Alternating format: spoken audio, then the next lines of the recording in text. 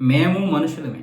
మా యూనిఫామ్ లోపల ఉన్నది కూడా మనిషి శరీరమే, మానవ శరీరమే. మాకు నొప్పి ఉంటుంది, మాకు దెబ్బలు తగులుతాయని చెప్పి ఢిల్లీ పోలీసులు ఆవేదన చెందారు. అలాగే వాళ్ళకి తగిలినటువంటి గాయాలు మొత్తం 118 మందికి తగిలినటువంటి గాయాల విషయంలో అందులో 10 మందికి తీవ్రంగా గాయాలయ్యాయి. వాళ్ళు ఐసీయూలో కూడా ఉన్నారు. అలాగే వారితో పాటు ఏసీపీ జయప్రకాష్ నుదుటికి గాయం, ఏసీపీ వివేక్ భగత్ తలకి భుజానికి తీవ్ర గాయాలతో పాటు 118 మంది పోలీస్ సిబ్బంది గాయపడ్డారని, వారిలో కొందరు ఆసుపత్రిలో చికిత్స పొందుతున్నారని వెల్లడించారు. అలాగే పోస్టులు పెట్టారు.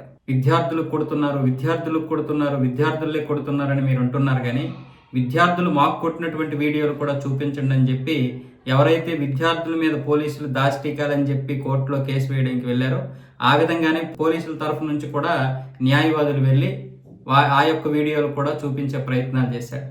మా యొక్క వీడియోలు కూడా చూడండి ఎవరన్నా, మావి శరీరాలే, మా అమ్మ మమ్మల్ని అలాగే కనింది, మావి కూడా మానవ శరీరాలే, మాకు నొప్పి ఉంటుంది.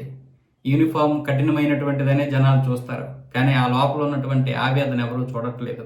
మరి మా మీద జరిగినటువంటి దాష్టికాలు ఎవరు చూస్తారు?